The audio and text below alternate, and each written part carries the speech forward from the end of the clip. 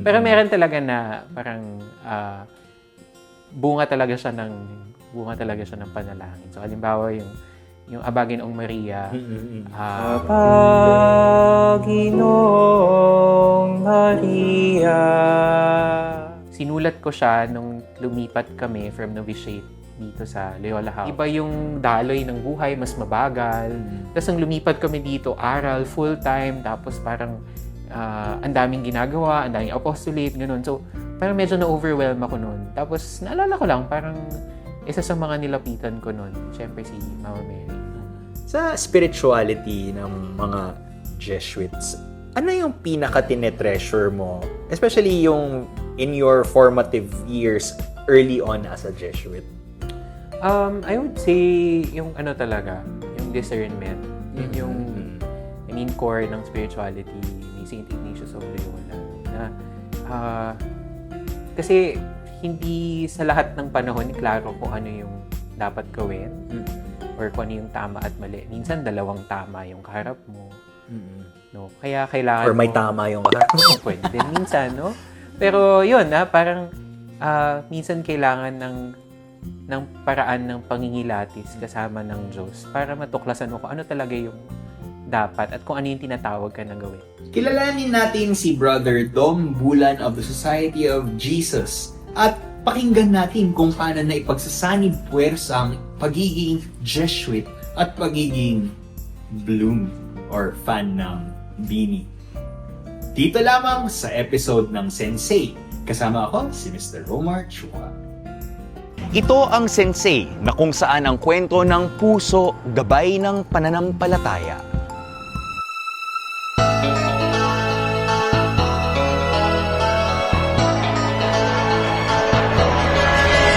Sa gitna ng maingay na mundo, hanap mo ba ay sandaling puno ng inspirasyon, pagdinilay, and maybe some fun? Ako si Romar Chuka at ito ang Sensei.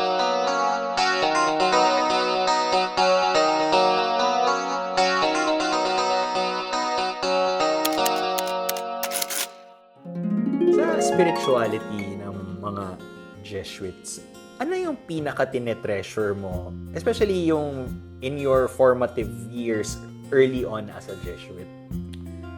I would say yung talaga, yung discernment. Yun yung core ng spirituality ni St. Ignatius of Loyola. Na, kasi hindi sa lahat ng panahon klaro kung ano yung dapat gawin or kung ano yung tama at mali. Minsan dalawang tama yung kaharap mo. No? Kaya kailangan or may tama yung kaharap mo. Pwede din minsan, no? Pero yun, parang minsan kailangan ng paraan ng pangingilatis kasama ng Diyos para matuklasan mo kung ano talaga yung dapat at kung ano yung tinatawag ka na gawin. Kasi katulad yun nga, parang sa states of life, di ba?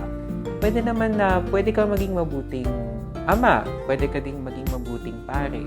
Parehong mabuting bokasyon yun. Pero saan ka ba tinatawag based dun sa pagkakakilala mo sa sarili mo, sa kakayahan mo, sa kahinaan mo din, no? Sa skills mo bilang tao, at sa pangangailangan ng mundo, parang gano'n. Yun, tsaka parang yung discernment din kasi nakakatulong siya sa paglago ng self-awareness, no? Yung mga patterns mo bilang tao, compulsions mo, natutuklasan mo din siya sa practice of the discernment, especially through the in praying the Ignatian examen na tinatawag ni San Ignacio na sa pagtatapos ng araw, binabalikan mo kasama ng Panginoon yung nagdaang araw mo, ano nangyari, paano ka tumugon sa Kanya, paano ka hindi tumugon sa Kanya, tapos ano yung parang babaunin mo para sa pagharap sa susunod na araw. So yung sa palagay mo, yung pinakamahirap na napagdaanan mo sa iyong formation. Kasi 'di ba, kausap ko ibang mga Jesuita, minsan yung mga formation trials, yung mga ganon. Meron ka bang natatanging kwento sa iyong trials na napagdaanan, especially nung novitiate? Meron ba? Siguro yung yung trials, although ngayon experiments sa tawag nila, okay, hindi ko alam kung ang tawag nila, no? Pero isa sa mga ginawa namin noon, tumira kami sa urban poor community, no, ng isang buwan. So ako, kilala kayo as seminarians or as ano? dapat noong una hindi. Kaso Okay. nung panahon na yun kasi, kasagsagan ng tukhang. So, parang for our safety, kailangan i-disclose nung parish priest na nung area na yun, Na na mga seminary. seminarista. So parang kayo nag-i-immersion na... Parang ganun, Oo. no? Except isang buwan talaga siya. So, Hindi ko lang uwian yan. wala. So, sa Pasig kami na-assign, sa Floodway. So, may bunga. Tapos, doon ako sa tabi ng Floodway, nakatira. Ang tawag doon sa tinitira namin, Tent City. No? Hindi Tent dahil City. mga tent na parang pang glamping Oo, ganun, or oo, pang oo. mga mountaineering. Pero yung mga bahay, gawa sa tarpaulin. So, siguro yung bahay namin, parang mas malaki pa yung isang ordinaryong kwarto. No? Siguro kalahati lang, wala kaming CR, nakiki-CR ako sa kapitbahay, ganun. Tapos, ilan kami doon, parang 7 kami sa loob ng space na yun. No? Tapos wala silang constant na supply ng kuryente. Tapos, mahirap talaga. Doon mo makikita yung talagang mukha talaga siya ng kahirapan. Isang tuka talaga. So, yung foster parents ko, si Ate Lani, saka si Kuya Dante, no? Silang dalawa. So, si Kuya Dante sumasideline sa construction, tapos si Ate Lani, no? Nung time na yun, sa bahay lang siya. No? Siya yung nag-aalaga ng mga bata. So, yun, parang isang tuka talaga kami. No?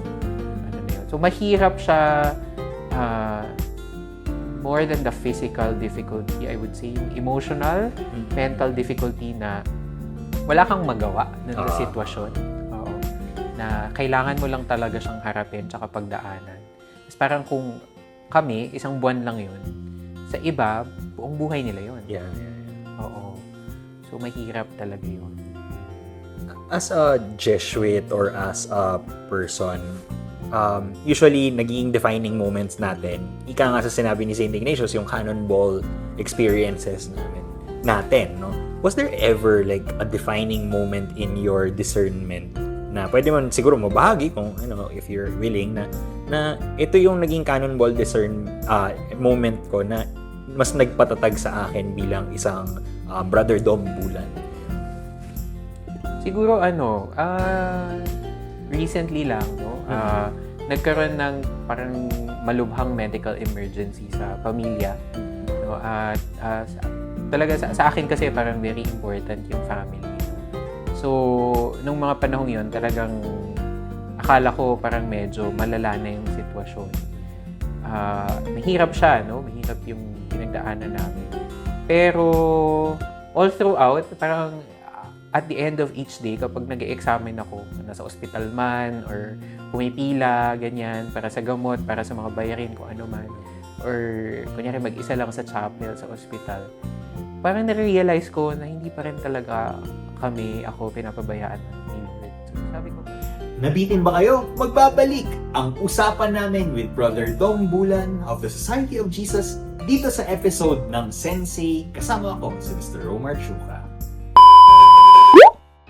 Sa ML ba, inaatake mo si Lord? sa ML lang. Sa ML ko lang inaatake si Lord. Pero Lord yung pangalan nun? Lord yung pangalan ng anak. Okay. Oo. Hello po, ako po si Bro Dom Bulan ng Kapisanan ni Jesus. Please don't forget to like, share, follow, and subscribe Limang Siglo on all its social media platforms.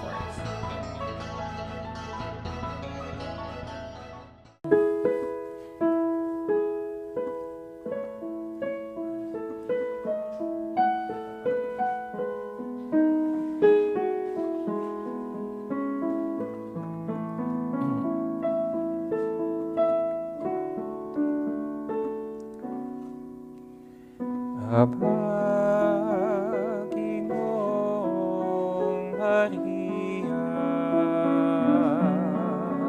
napupuno ka ng grasya,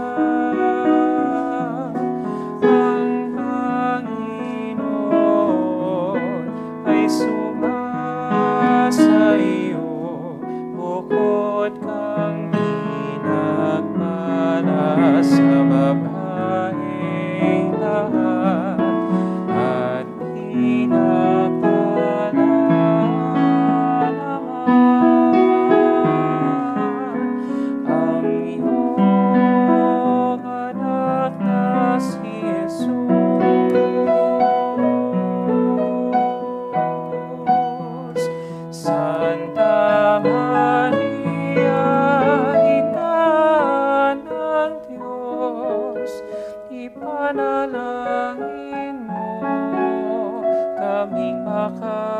kasalanan. Ngayon at kung kami mamamatay,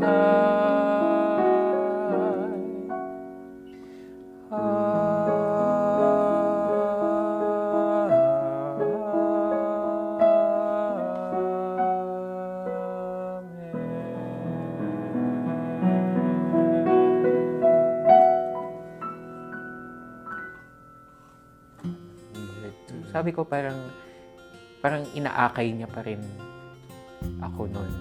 At May mga parang- kapatid ka ba? Meron. Ako yung panganay. May dalawa akong kapatid na mas nakababata sa akin. So, yung experience siguro na yun, parang nagpatibay siya sa akin kasi na-realize ko na hindi naman yung si Lord, parang hindi niya naman tatanggalin yung mga suffering, Yeah. ganun. Pero yung pwede mong pangkapitan, pwede mong panghawakan, kasama mo siya doon.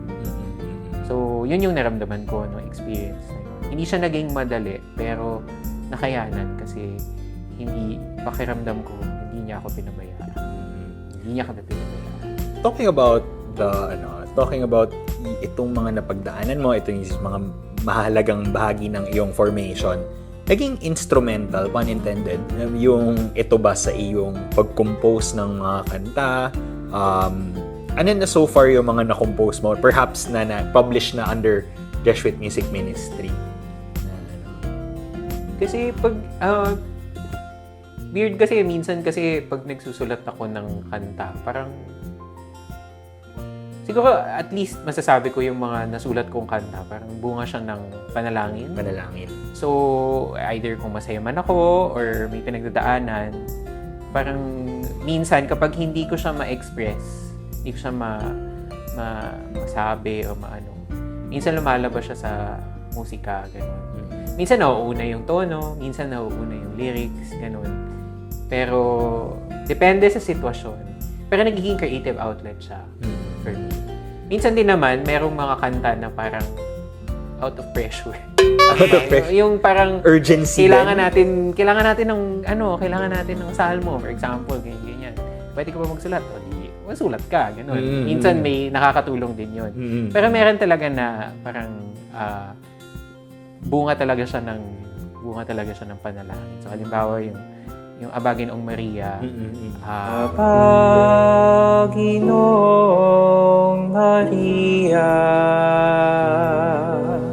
napupuno ka ng grasya.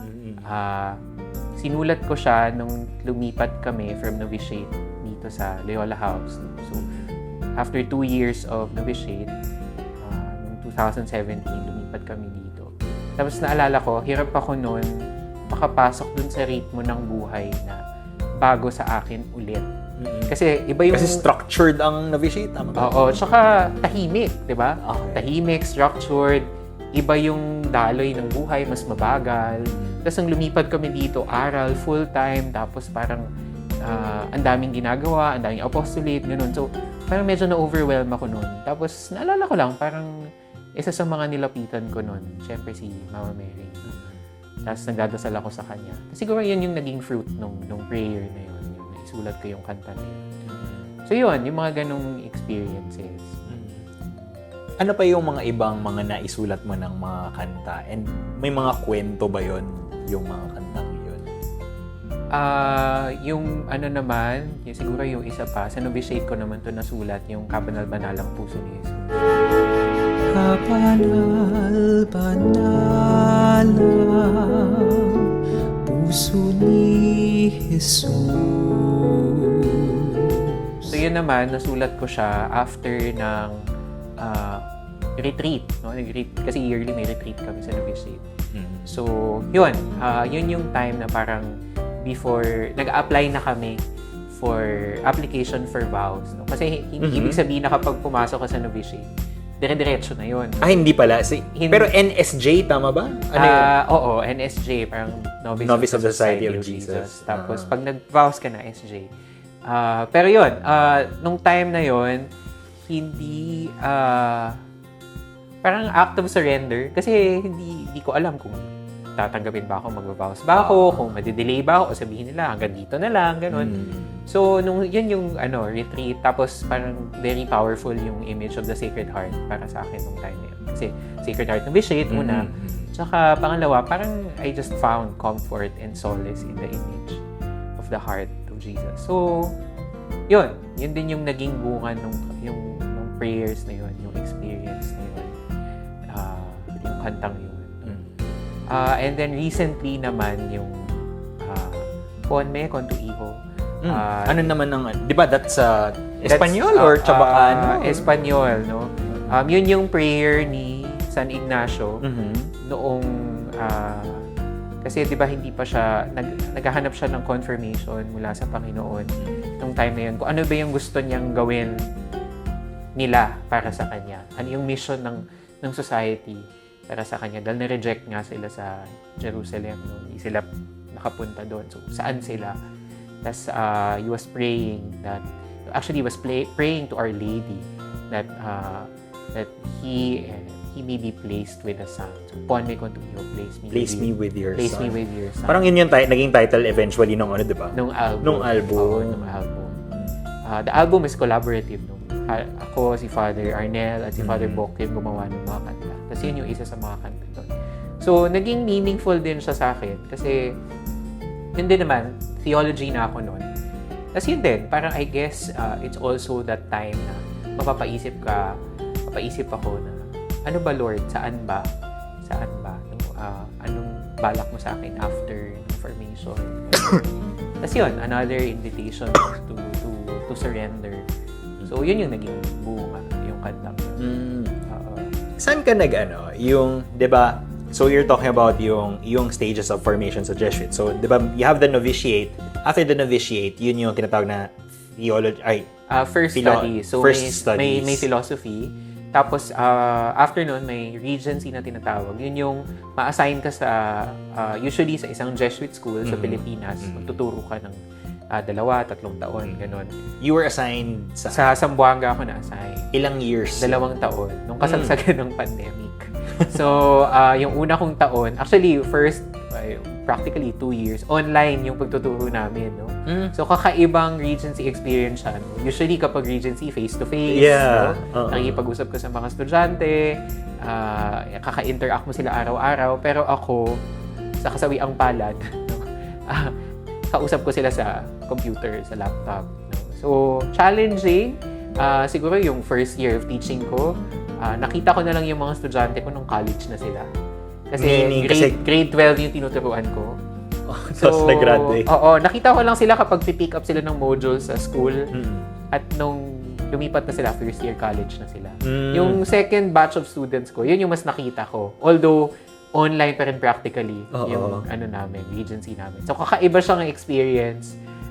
Buti na lang wala nung pandemic. Pero nakailang years ka dun sa Regency? 2 years. 2 years. 2 years. Ano yung parang mga tinuro mo during that time? Na-apply mo ulit ba ang math? Hindi. Bakit? Kasi freeze hiring noon. So hindi sila retrench ng teachers, pero hindi din sila nag-hire ng bago. Okay. So kung ano yung mga subjects na kulang ng teacher, doon ka. Doon ako. Oo. Basta fit sa skill set. So ang tinuro ko was Ignatian Spirituality sa grade 11 at 12. Tapos, Intro to Philo sa grade 12. Tapos, Business Ethics sa grade 12. So may business ethics ba? Sa ABM na grade 12. So, yun yung mga tinuro ko kasi bakante, walang teacher. So, yun yung mga subjects ko ng time na yun. Cool. Yung nung after nyan, balik na ulit ng Balik na dito for theology. Theology, which is how many years naman? 4 years. 4 years. Eto, you're done with theology already. Ngayon, 4th year ako. So, yun yung last year na. So, actually, as we're filming this, pa-ordination, tama ba? Yes, diaconate. How do you feel about it na parang from itong, hindi naman yan yung culmination kasi 'di ba matagal pa ang stages of formation ng Jesuits until ilang years din yan, 'di ba? Na Pero parang I think it's also a milestone din kahit paano yung diaconate na ordination. Parang how do you feel about it? Ano yung pumapasok sa isip mo ngayong paparating itong ordination mo? Actually, parang hindi pa talaga siya nagsisink Sink in. in. Oo. Siguro pag nandun na ako sa simbahan, sa Jesu, pag ordination day, siguro saka na lang talaga magpa-flood lahat. Pero, Bakit? Kasi busy pa? Parang busy pa siguro ba? busy, tsaka parang, ewan ko, hindi pa talaga. Pero yung namamayaning feeling sa akin, nandun yung, syempre, yung pagpapasalamat, gratitude sa Panginoon na nakaabot ako dito, no? Yeah. Tapos yung pagkamangha din na kasi syempre yung bokasyon sa pagpapare, pag-jesuita, hindi lang naman siya nakasalalay sa Panginoon at sa iyo, no? Parang maraming ibang tao na tumulong, sumuporta, umalalay all throughout na naging bahagi din ng bokasyon mo. Kaya parang yung bokasyon ko, parang in some sense, bokasyon din nila. Parang gano'n, no? Na may bahagi sila dun sa kwento namin ng Panginoon. Kaya nandun yung pagkamangha, pagpapasalamat, halo yun. No? Siyempre, nandun din yung may kaba ng konti, no? Pero mas namamayani yung tuwa at yung pagpapasalamat. Let's relax a bit, no? And yung may gusto kong tanong, how does pop culture influence your life as a Jesuit? I.e., yung pagiging Beanie fan. Kasi alam ko, di ba, parang... Yes, I'm a hardcore Bloom. Bloom, no? Parang anong... Jesuit, tas Bloom. Baka yun yung inisip. Ano ba ang Bloom? Sila po ang mga fans ng Beanie, no? Magbabalik ang Sensei. Kasama ako si Mr. Romar Chuka with Brother Dom Bulan of the Society of Jesus. I'm sure sa mga kabataan ngayon, mas marami na silang pinagdadaanan sa mas murang edad eh. No? Parang mas mahirap yung buhay dahil sa dami ng pinagdadaanan natin sa buhay. No? Kaya mahalaga yung meron kang makakapitan tsaka masasandalan lagi. Yun yung isa sa mga dala ng pagkakaroon ng buhay pananampalataya. Tapos pangalawa, kapag tinawag ka naman ng Panginoon, sa kung ano man, no? Pwede ka maging pare, maging madre, maging religyoso, maging asawa, may bahay, kung ano pa, maging single, no? Sa kahit saan man yun, kung ano man yung tawag ng Panginoon